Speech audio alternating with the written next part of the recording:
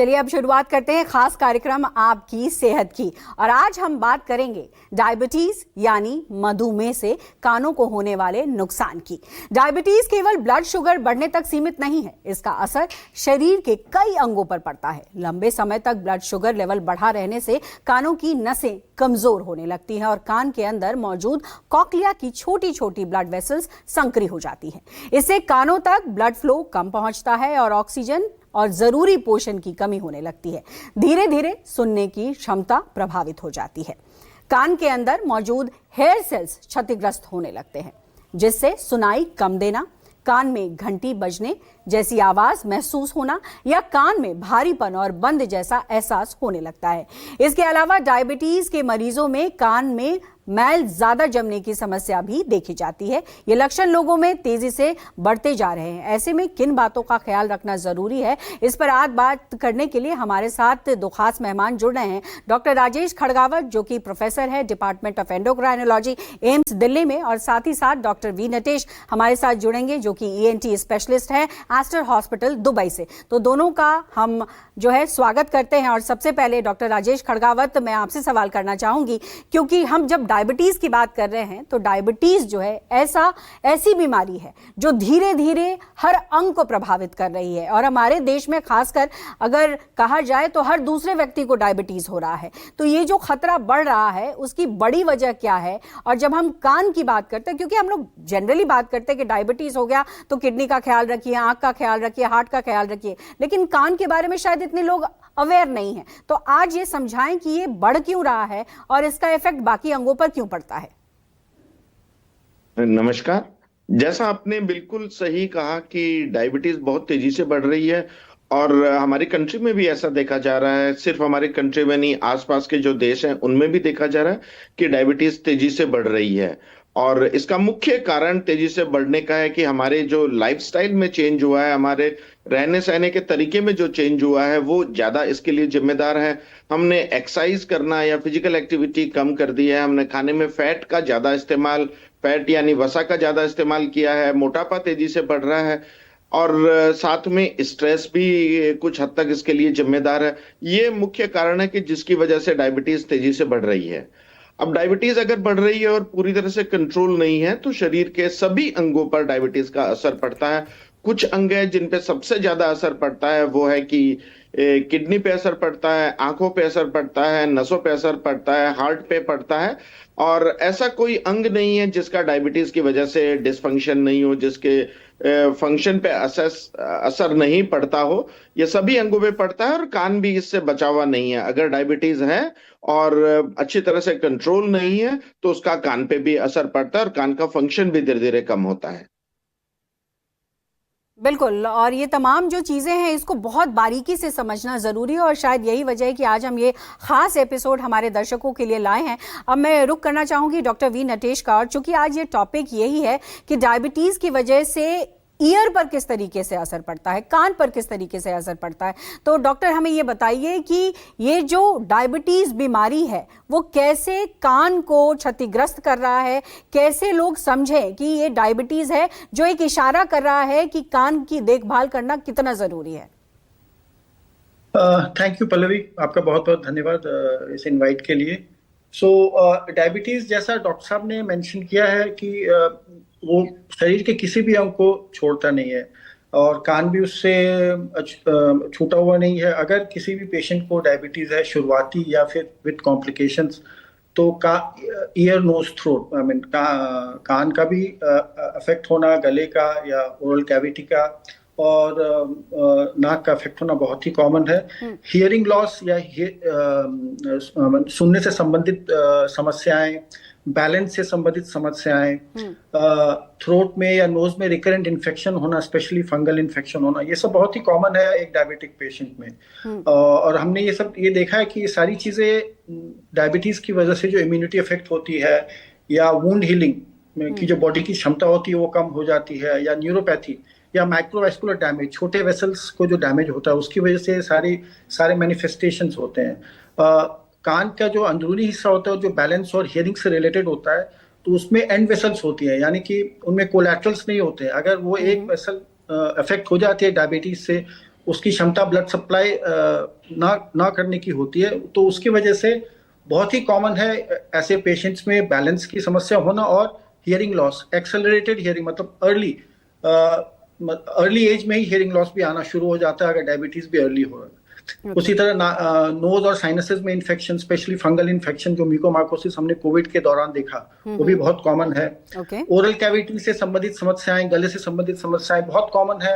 Recurrent infection होना, गम से related, oral cavity में फंगल इन्फेक्शंस।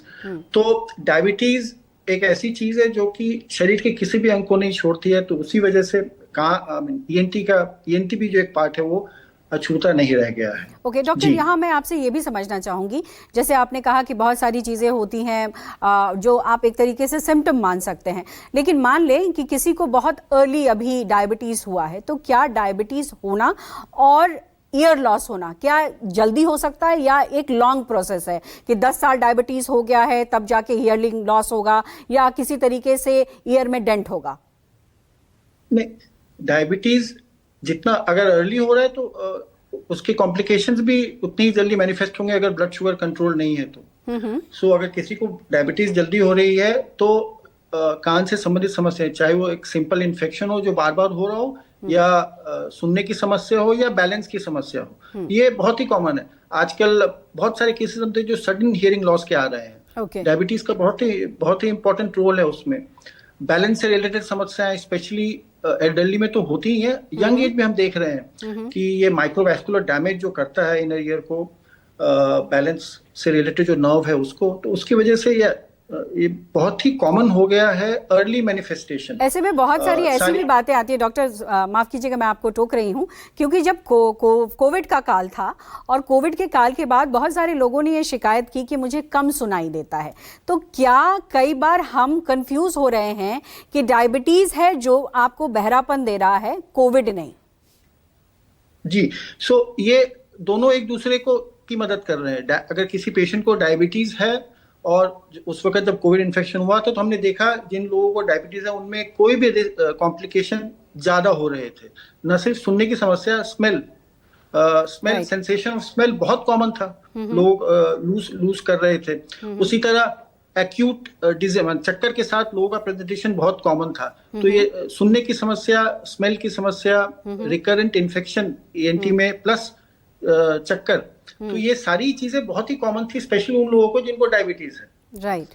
तो कॉम्प्लिकेशंस का रेट, incidence in patients with diabetes, I mean there is no doubt, बहुत ज्यादा था। यस जी डॉक्टर खड़गावत, मैं डॉक्टर खड़गावत आपका रुख करना चाहूंगी।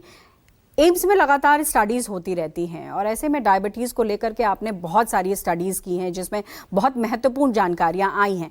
जैसे डॉक्टर नटेश ने कहा कि जैसे साइनस है उसमें जिस तरीके से इन्फेक्शन रिकरेंट होने लगता है, जब ये मौसम आता है, खास करके इस मौसम में जब फ्लू कंडीशंस काफ़ी ज़्यादा होते हैं, वायरल इन्फेक्शन का खतरा बढ़ जाता है, ऐसे में जो डायबिटीज़ है वो किस तरीके से गले में, थ्रोट में, कान में या बाकी शरीर में और ज़्यादा प्रॉब्लम को बढ़ाता है?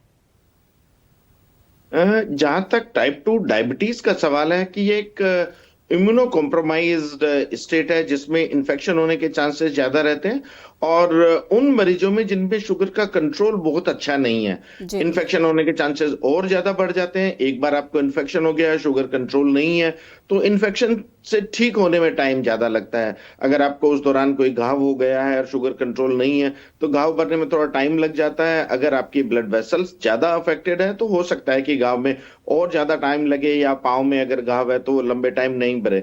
इसी तरह से ही गले का, कान का, नाक का इन्फेक्शन है, इन्फेक्शन होने के चांसेस ज्यादा रहते हैं, और एक बार इन्फेक्शन हो गया तो उसको ठीक होने में टाइम लगता है। तो कान, नाक, गला भी अछूता नहीं है, जैसे बाकी ऑर्गन्स हैं वैसे ही सभी ऑर्गन्स के साथ में इन्फेक्शन ठीक होने के चांसेस बढ़ जाते हैं। उसमें टाइम ज्यादा लगता है, एंटीबायोटिक जल्दी लेनी पड़ती है, इस तरह की संभावनाएं ज्यादा रहती है। जी डॉक्टर खड़गावत, एक सवाल ये भी कि आजकल हम इंटीग्रेटेड मेडिसिन की बात करते हैं, यानी आयुर्वेद और एलोपैथ को एक साथ चलना चाहिए, लेकिन डायबिटीज में क्या होता है कि डायबिटीज में एलोपैथ कहता है दवाई खाओ, आयुर्वेद कहता है नहीं, दवाई के बिना भी आप डायबिटीज को कंट्रोल रख सकते हैं। यहाँ पर एक तरीके से युद्ध दिखाई पड़ता है, आप क्या कहना चाहेंगे? नहीं, बिल्कुल बिल्कुल कोई युद्ध नहीं है, दोनों ही एक ही कह रहे हैं। हम भी यही कहते हैं कि आप बिना दवाई के भी शुगर कंट्रोल कर सकते हैं। जितने को भी टाइप 2 डायबिटीज है, अधिकतर पेशेंट में अगर आप अपना खाना कंट्रोल करें, अगर आप अपना फिजिकल एक्टिविटी चलना फिरना बढ़ाएं, तो कोई दोहराई नहीं है कि आपकी शुगर कंट्रोल नहीं हो सकती, आसानी से कंट्रोल हो सकती है, सालों तक कंट्रोल रह सकती है। इसके लिए करना आपको ये पड़ेगा कि अपना खाना पीना बिल्कुल लिमिट करना पड़ेगा, मीठा एकदम बंद करना पड़ेगा, घी तेल फैट एकदम कम करना पड़ेगा, plus morning walk evening walk करना पड़ेगा। शुगर कंट्रोल हो सकती है। उन मरीजों में जो जिनमें ये सारे मेजर्स लेने के बाद भी कंट्रोल नहीं होती है, उनमें हम दवाइयों का इस्तेमाल करते हैं। शुरू में टैबलेट्स देते हैं, उससे कंट्रोल करने की कोशिश करते हैं, और टैबलेट्स अगर नहीं कंट्रोल होता है तो बहुत ही कुछ मरीजों में हमें इंसुलिन की भी जरूरत पड़ती है। इनसे इंसुलिन शुगर कंट्रोल कर लेते हैं। तो दोनों में कोई ऐसा अंतर नहीं है, दोनों ही कोई यही कहते हैं कि ये एक लाइफस्टाइल डिजीज है। ये एक ऐसी डिजीज है जिसको हमने जानबूझ के पैदा किया है, जिसको हमने इंसुलिन रेजिस्टेंस करके बढ़ाया है, और देखते देखते हम इसको बढ़ाते जा रहे हैं, और इसको हम आसानी से कंट्रोल किया जा सकता है। एक सवाल मेरे जहन में ये भी है डॉक्टर खड़गावत, और बहुत लोग पूछते भी हैं कि जब हम दवाइयों और इंसुलिन की बात करते हैं तो लोग कहते हैं कि अगर आप बहुत लंबे समय तक डायबिटीज की दवा ले रहे हैं या इंसुलिन ले रहे हैं, वो आपके ऑर्गन्स को कहीं ना कहीं खतरनाक स्थिति में लेकर जा रहा है, और कई बार उसकी वजह से और गंभीर बीमारियां हो जाती है। ऐसा है क्या? साइंटिफिक तौर पर यह सही नहीं है कि ड्रग्स, हम जानते हैं कि ड्रग्स सारी केमिकल्स हैं, इंसुलिन भी केमिकली सिंथेसाइज्ड है, सो इनके साइड इफेक्ट्स होते हैं, लेकिन वो साइड इफेक्ट इतने सीरियस नहीं है कि जिनसे हमें बचने के लिए हम दवाई ही बंद कर दें, या अंगों पे इसका इतना ज्यादा असर पड़ जाए कि किडनी फेलियर हो जाए या लीवर फेलियर हो जाए। ऐसा नहीं है। अगर हमारी शुगर कंट्रोल नहीं है, डायबिटीज कंट्रोल नहीं है, तो डेफिनेटली उस प्रोसेस का फर्क पड़ता है। ड्रग्स हैं, उनके साइड इफेक्ट हैं, लेकिन वो बहुत हल्के साइड इफेक्ट हैं, ज्यादा सीरियस साइड इफेक्ट नहीं है।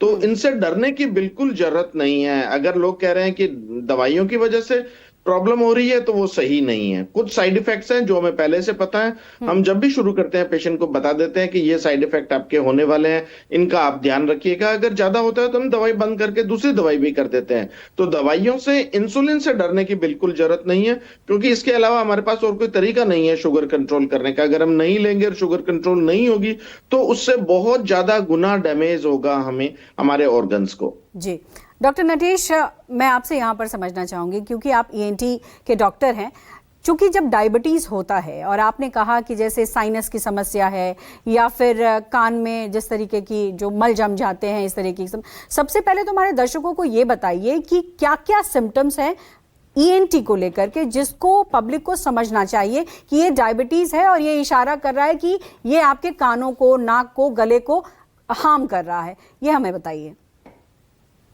तो जब भी हमारे पास कोई पेशेंट आता है और हम ये देखते हैं कि ईएनटी से रिलेटेड कोई भी समस्या अगर बार बार हो रही है, इन्फेक्शन है सिंपल सा नाक में ही या कान में ही या गले में ही, वो ठीक नहीं हो रहा है, बार बार आ रहा है पेशेंट, तो हमेशा हम उसको पूछते हैं कि शुगर डायबिटीज है या नहीं है, अगर है तो दवाइयाँ ले रहे हैं कि नहीं ले रहे हैं। एक सिंपल सा कान का इन्फेक्शन है जो कि बहुत भयंकर रूप धारण कर सकता है, जिसको हम मैलिग्नेंट ओटाइटिस एक्सटर्ना बोलते हैं। एक छोटा इन्फेक्शन एक डायबिटिक पेशेंट में, वही इन्फेक्शन इतना विकराल रूप धारण कर लेता है कि वो कान की हड्डियों को भी खराब कर देता है। वो इन्फेक्शन पूरा फैल के कान plus around the ear bones को भी इन्फेक्ट करता है। गर्दन में बाहरी हिस्से में सिंपल सा इन्फेक्शन, एक एब्सेस विकराल रूप धारण कर लेता है, जिसको कि नॉर्मल यूजुअल एंटीबायोटिक्स जो हम रेगुलरली यूज करते हैं उनसे हम कंट्रोल नहीं कर सकते। तो फिर शुगर प्रॉपर कंट्रोल करना, एंटीबायोटिक भी स्ट्रॉन्गर यूज करना, ये बहुत ही आम सी बात हो गई है। मुंह में फंगल इन्फेक्शन बहुत ही कॉमन हो गया है, स्पेशली जिन लोगों को डायबिटीज है। ये जो कान में घंटी बजती है, ये जो कान में घंटी बजती है, क्या ये डायबिटीज का ही लक्षण है? या शुरुआती लक्षण हो सकता है। कान में घंटी बजना, जिसको कि हम टेनाइटिस बोलते हैं, वो एक शुरुआती इंडिकेटर हो सकता है कि आपके इनर ईयर, जो इनर ईयर सेल्स होते हैं जो साउंड के कंडक्शन में हमारी मदद करते हैं, जो एनर्जी को ब्रेन तक, साउंड को ब्रेन तक पहुंचाते हैं, इट इंडिकेट्स जो इनिशियल मोस्ट डैमेज है उन इनर ईयर सेल्स को। सो जब भी शुगर होता है, मैंने आपको बताया कि जो हमारे कान में एंड आर्टरीज होती हैं, उन कोलेट्रल्स बहुत अच्छे नहीं होते हैं। तो अगर ब्लड वेसल्स को डैमेज हो रहा है, जिसको कि माइक्रोवैस्कुलर डैमेज बोलते हैं, या फिर इन्फेक्शन हुआ है और पुअर हीलिंग है, न्यूरोपैथी जो नर्व्स का डैमेज है, ये सब बहुत कॉमन है। पहला मैनिफेस्टेशन टिनाइटिस हो सकता है। पेशेंट आते हैं कि कान में घंटी बज रही है, आप पूरा उनको वर्कअप करें तो डायबिटीज होना बहुत ही कॉमन है। इट इज नॉट अनयूजुअल कि एक पेशेंट में शुगर लेवल्स ज्यादा है। शुगर कंट्रोल होता है तो जो ये डैमेज हो रहा है शरीर के अंग को, काफी हद तक ये कंट्रोल हो जाता है। काफी हद तक हम उस चीज जो कॉम्प्लिकेशंस है उसको हम सीमित कर पाते हैं। जी डॉक्टर खड़गावत, इस बार सरकार ने जब बजट लाया तो बजट में कैंसर और डायबिटीज की दवाओं को कहीं ना कहीं सरकार ने कम करने की कोशिश की है, लेकिन जिस गति से डायबिटिक लोग हो रहे हैं और जिस गति से देखा जा रहा है कि नई नई दवाइयां भी आ रही हैं, और जैसे हाल फिलहाल में ओजेम्पिक वगैरह दवा भी आई, ऐसे में अगर पॉलिसी मेकिंग की बात की जाए तो ऐसी बीमारियां जो कि लाइफस्टाइल डिजीज से जुड़ी हैं उस पर और क्या कदम उठाए जा सकते हैं?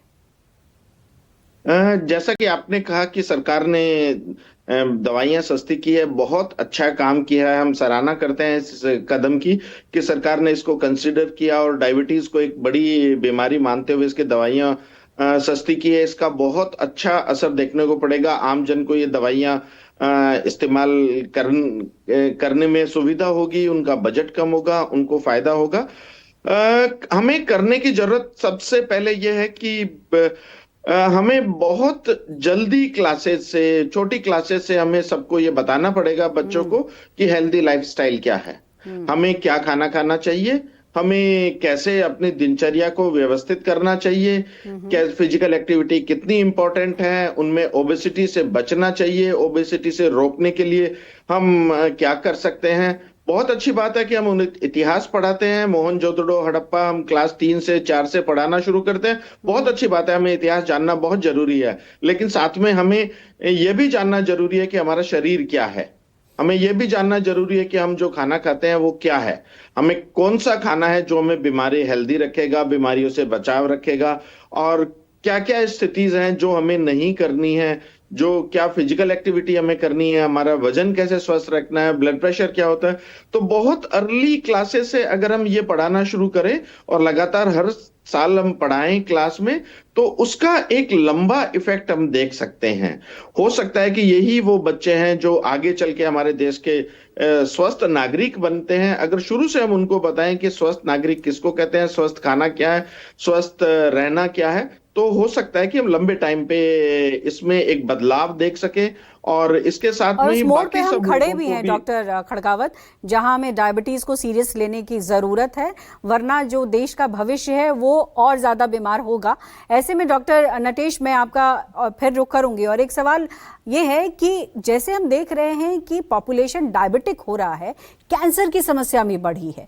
ऐसे में हम देखा कि थ्रोट कैंसर की समस्याएं बढ़ी हैं, हमने देखा कि लंग कैंसर की, लिवर की, इन तमाम कैंसर की समस्याएं लगातार बढ़ती जा रही है। तो क्या डायबिटीज है वो कैंसर भी दे रहा है लोगों को?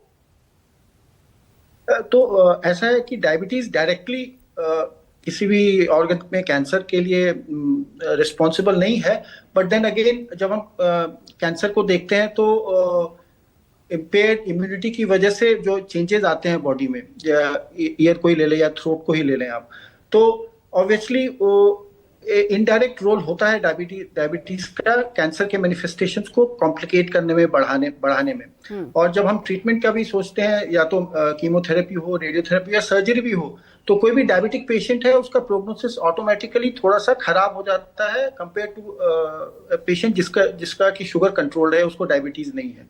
तो हाँ, डायबिटीज की वजह से कैंसर ही नहीं, कोई भी बीमारी हो, आई मीन एडवर्स इफेक्ट और प्रोग्नोस्टिकली जो लॉन्ग टर्म प्रोग्नोसिस होती है पेशेंट के ठीक होने की या उस बीमारी की, वो हमेशा ही खराब रहती है। जी डॉक्टर खड़गावत, साइलेंट किलर कहते हैं इसको, और ये साइलेंटली ऐसा अटैक करता है कि जान ले लेता है। ऐसे में हार्ट के बारे में जाते जाते मैं आपसे जरूर समझना चाहूंगी कि अपने हार्ट का क्या ख्याल रखने की जरूरत है, क्योंकि आजकल तो तमाम टेस्ट कराने के बावजूद भी हार्ट नहीं बताता कि भाई वो डैमेज हो चुका है। बिल्कुल, हमें हार्ट का नहीं, पूरे शरीर का ध्यान रखना जरूरी है। और अगर हम पूरे शरीर का ध्यान रखेंगे तो हार्ट का ध्यान भी हम रखेंगे। हमें डायबिटीज से बचना है, और अगर डायबिटीज हो गई है तो हमें लाइफस्टाइल से डिजीज को कंट्रोल करना, और अगर हम डिजीज कंट्रोल करते हैं तो हार्ट पे भी उसका फर्क नहीं पड़ेगा। ब्लड प्रेशर से हमें बचना है, ब्लड प्रेशर को कंट्रोल करके रखना है, और साथ में जो तंबाकू का इस्तेमाल है उसको बहुत ज्यादा रोकना है। हार्ट की बीमारियां करने में उसका बहुत योगदान है। और जो फैट है, जो कोलेस्ट्रॉल है, कोलेस्ट्रॉल को हमको कंट्रोल करके रखना है। ये जो 5-6 चीजें हैं, अगर हम ये अच्छी तरह से कंट्रोल करके रखते हैं तो हमारे हार्ट पे बहुत ज्यादा असर नहीं पड़ेगा। और डायबिटीज के पेशेंट में हमें हार्ट पे विशेष तौर पर ध्यान देना है, क्योंकि इसमें जब हार्ट अटैक होता है तो उसके बहुत ज्यादा लक्षण नहीं होते हैं। जैसा कि आपने कहा कि साइलेंट हार्ट अटैक होता है, एकदम से हार्ट अटैक हो जाता है और कोई दर्द नहीं होता है, या फिर कई बार इको करते हैं तो पता चलता है कि पेशेंट को तो हार्ट अटैक हो चुका था क्योंकि हार्ट का कुछ पोर्शन डेड हो गया है। सो हमें इन सब चीजों से बचाव रखना है, और हमें जरूरी है कि हमें हमारे खान पान पे ध्यान देना है, हमारे रहन सहन पे ध्यान देना है, और इन दोनों चीजों पे ध्यान देके हम सब कॉम्प्लिकेशन से बच सकते हैं। चलिए, बहुत बहुत शुक्रिया आप दोनों का। आप दोनों ने समय निकाला हमारे दर्शकों के लिए और बहुत महत्वपूर्ण जानकारियां दी। बहुत बहुत शुक्रिया। तो ये तमाम सावधानियां हैं जिन्हें बरतकर डायबिटीज से होने वाले कान की बीमारियों से बचा जा सकता है। तो आज के लिए आपकी सेहत कार्यक्रम में बस इतना ही। दीजिए इजाजत। स्वस्थ रहिए, सुरक्षित रहिए और देखते रहिए News 24।